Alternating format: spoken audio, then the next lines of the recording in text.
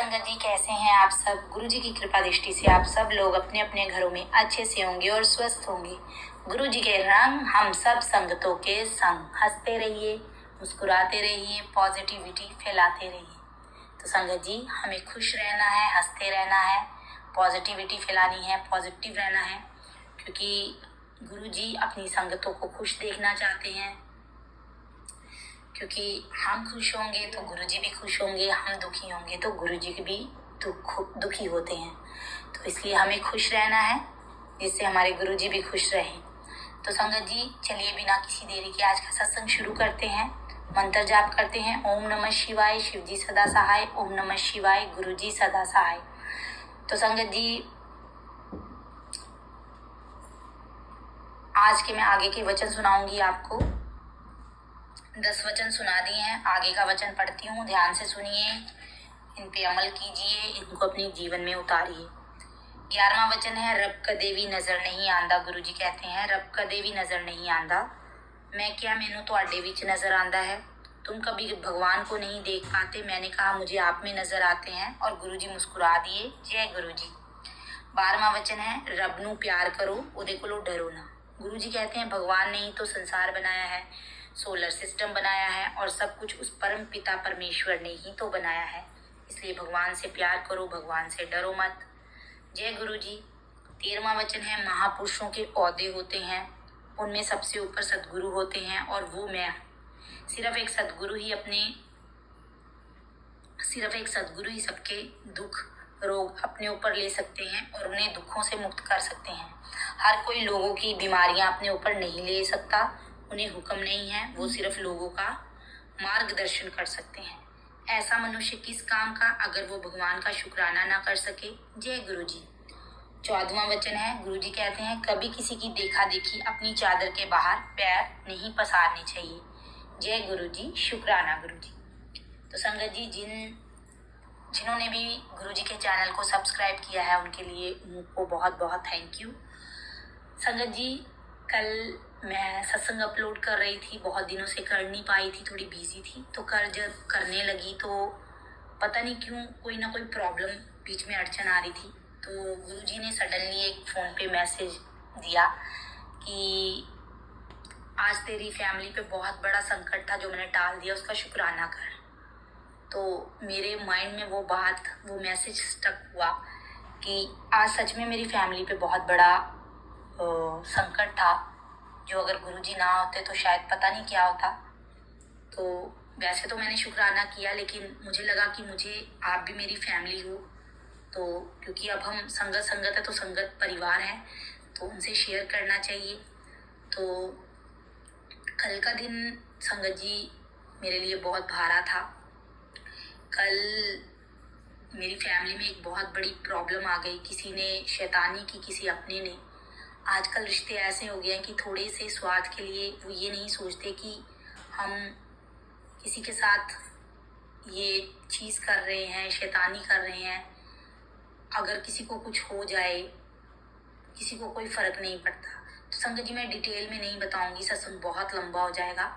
मैं सिर्फ आपको मेन बताऊंगी कि कल मेरी मम्मी का फ़ोन आया सुबह 9 बजे के करीब, रोते हुए कि मेरे ब्रदर को किसी ने अरेस्ट कर लिया और वो 5 लाख रुपया मांग रहे। तो मुझे समझ में ही नहीं आया ये कैसे हो गया, ये कैसे हो सकता है। तो फिर मैंने अपने हस्बैंड को फ़ोन किया, तो उन्होंने कहा कि मैं बात करता हूँ। वो पुणे में जॉब करता है मेरा ब्रदर। तो उन्होंने बात की तो मुझे बोला कि वो तो बिल्कुल ठीक है। तो मैंने कहा ये कैसे हो सकता है। तो मम्मी ने जैसे कि मुझे बताया कि पापा का फ़ोन और भाई का फ़ोन उन लोगों ने ट्रेस किया हुआ है। तो कुछ समझ में नहीं आ रहा था। लेकिन वो क्या कहते हैं ना, जब आपको प्रॉब्लम घेरती है ना, तो आप बहुत जल्दी नेगेटिव हो जाते हो, पजल हो जाते हो। आपकी सोचने समझने की शक्ति जो है वो बंद हो जाती है। तो मैंने अपने भाई को वीडियो कॉल किया, तो वो बार बार बोले मैं ठीक हूँ। तो मैं एक मेरे मन में वही कि तू झूठ बोल रहा है, तो किसी से डर रहा है, या सच बोल कि कोई प्रॉब्लम। उसने कहा मैं बिल्कुल ठीक हूँ। तो मैंने कहा अच्छा चल कोई बात नहीं, तू रेस्ट कर। तो जैसे कि उसका रात का शिफ्ट होता है, तो वो दिन में सोता है। तो संगत जी, मैंने अपने घर चली गई, अपना काम समेटा फटाफट से। तो मेरे पापा आए तो मैंने उनको पूछा क्या हुआ, तो फिर उन्होंने बताया कि ऐसे मुझे कोई फ्रॉड कॉल आई। तो उन्होंने कहा कि आपका लड़का मेरे पास है, तो आप हमें 5 लाख दीजिए, नहीं तो आपका बेटा आपको नहीं मिलेगा। तो मेरे पापा ने बोला कि आप मेरे बेटे से बात कराओ। तो संगत जी, उन लोगों ने पता नहीं किससे बात कराई, तो उस लड़के ने रोते रोते बात की। और उस टाइम मेरे पापा इतने पजल हो, जो देखो जब बंदा बुजुर्ग हो जाता ना तो उसको कई चीज़ें नहीं पता चलती। तो संगत जी, अब क्या ही बोलूँ मैं कि मम्मी पापा मेरे बहुत ही मतलब शरीफ हैं। ये चीज़ें नहीं समझ पाए। वो मेरे पापा एकदम से रोने लग गए, उनकी बॉडी शिवर होने लग गई, कांपने लग गई। तो उन्होंने जब बात कराई तो उनको यही नहीं पता लगा कि वो मेरा भाई बोल रहा है कि कोई और बोल रहा है। तो वो फटाफट से रोते रोते वो पुलिस स्टेशन चले गए। तो उन्होंने वहाँ बोला कि ऐसे ऐसे मुझे कोई फ़ोन कॉल आया। फिर उन्होंने थोड़ा, मेरे पापा के वहाँ फ्रेंड थे तो उन्होंने थोड़ा हौसला दिया, उनको चुप कराया कि आजकल ऐसे फ्रॉड कॉल्स बहुत आते हैं, ये पाकिस्तान से आते हैं और आप बिल्कुल निश्चिंत रहिए। ऐसे तो उन्होंने नंबर ब्लॉक कर दिया था, लेकिन अगर दोबारा से आपको फ़ोन आता तो आप इनको बोलिए, आप इनको गालियाँ निकालिए। तो वैसे फ़ोन आया नहीं उसके बाद। तो गुरुजी के आगे मैंने बस यही अरदास की कि गुरुजी, हम तो कुछ नहीं जानते हैं, जो चल रहा है वो क्या है क्या नहीं वो आप जानो। लेकिन गुरुजी ने एक छोटा सा हिंट दे दिया कि कोई हमारी फैमिली में से ही था जो मेरे मम्मी पापा को तंग करना चाहता था, कि उनको पता है कि बेटा दूर रहता है। क्योंकि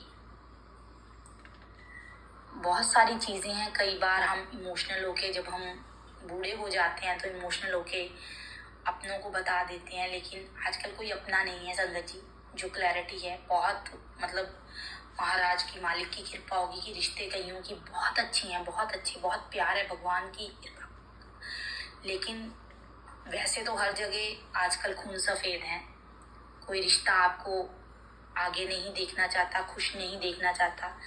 तो बस वो चाहते हैं कि कोई कुछ खुश क्यों रहे और उनको कैसे तंग करना है। तो ऐसे किसी ने अपने ने छेड़खानी की, पर हम यही कहेंगे, हम उसके लिए भी बुरा नहीं कहेंगे। तो यही कहेंगे कि गुरुजी महाराज आप देखिए, इन जैसों को भी बुद्धि दीजिए। और जिन जिन माता पिताओं के बच्चे दूर है, आउट ऑफ इंडिया है, आउट ऑफ कंट्री है, मतलब कहीं भी हैं, बस उनकी रक्षा कीजिए, उनका सही मार्गदर्शन कीजिए। और जिनके मम्मी पापा अकेले रहते हैं उनको हिम्मत दीजिए। और ऐसे लोग जो ऐसे ऐसी चीज़ें करके, हरकतें करके, मतलब शरीफ लोगों को परेशान करते हैं, उनको सद्बुद्धि दीजिए। तो बस गुरुजी महाराज का ये शुक्राना करूँगी कि गुरुजी बस इतनी हिम्मत देना कि हर दुख से आप निकलने की बस हमें शिक्षा देना। बस यही कहूँगी, क्योंकि कल के बारे में सोचती हूँ तो लफ्ज़ ही भूल जाती हूँ। क्योंकि अभी मैंने आपको सिर्फ ये जो सत्संग संगत जी है बहुत छोटे में सुनाया। बहुत बुरा दिन था कल का, बहुत मतलब एकदम से पजल हो गया दिमाग और बहुत ज़्यादा लो में चली गई मैं। और उसके बाद मुझे कुछ समझ ही ना आया कि मैं सत्संग अपलोड क्यों नहीं हो रहा है। और गुरुजी का वो जब मैसेज आया तो तब मुझे पता चला कि गुरुजी कहते हैं कि शुक्राना कर, सब तक पहुंचाई ये बात, सबके माता पिताओं तक पहुंचाओ कि अपने दुख किसी से मत कहो। क्योंकि गुरुजी एक रब, परमात्मा, उससे बढ़ के कुछ नहीं है संगत जी। आप किसी पे भी इतना आंखें बंद करके आज के टाइम में भरोसा मत कीजिए कि वो आपके ट्रस्ट को तोड़ जाए। चाहे वो अपना हो, चाहे वो पराया हो। अगर करना है ब्लाइंड ट्रस्ट तो अपने भगवान पे कीजिए, क्योंकि भगवान के पास पूरा टाइम है आपकी बात सुनने का। आजकल आपके अपनों के पास भी नहीं है आपकी बात सुनने का टाइम, आपका दुख देखने का टाइम। शायद मेरी बातें किसी को अच्छी ना लगे, पर ये रियलिटी है। मैं बहुत छोटी हूँ, लेकिन बहुत छोटी उम्र में बहुत कुछ देखा है। और गुरुजी ने बहुत कुछ सिखाया है कि मुझे अपनी माता बना लो, पिता बना लो, भाई बना लो, दोस्त बना लो, सबके साथ न्यूट्रल रहो। अपनी बातें पर मुझे बताओ, अपने भगवान को बताओ, अपने रब को बताओ, वो आपको हर प्रॉब्लम से निकालेगा। नहीं तो बड़े अपने और बड़े लोग ऐसे बैठे हैं जो आपको ठेस पहुंचाने के लिए तैयार हैं। तो संगत जी, अगर मेरे से आज से सत्संग में कुछ भी भूल हुई हो तो गुरु जी मुझे मुझे क्षमा कीजिएगा। और अगर मेरी वीडियो आपको अच्छी लगी है तो इसको लाइक कीजिए, बाकी संगतों तक भी शेयर कीजिए। और प्लीज़ यही बोलूँगी, फ्रॉड कॉल से बचिए। आजकल बहुत ज़्यादा ये फ्रॉड कॉल्स चल रही हैं, इनसे बचिए। और गुरुजी इन सबको बुद्धि दें और बेल आइकन का बटन ज़रूर दबाइए। तो चलिए आज्ञा दीजिए, आंखें बंद करते हैं, हाथ जोड़ते हैं और मंत्र जाप करते हैं। ओम नमः शिवाय, शिव जी सदा सहाय। ओम नमः शिवाय, गुरु जी सदा सहाय। हंसते रहिए, मुस्कुराते रहिए, पॉजिटिविटी फैलाते रहिए। जय गुरु जी, शुक्राना गुरु।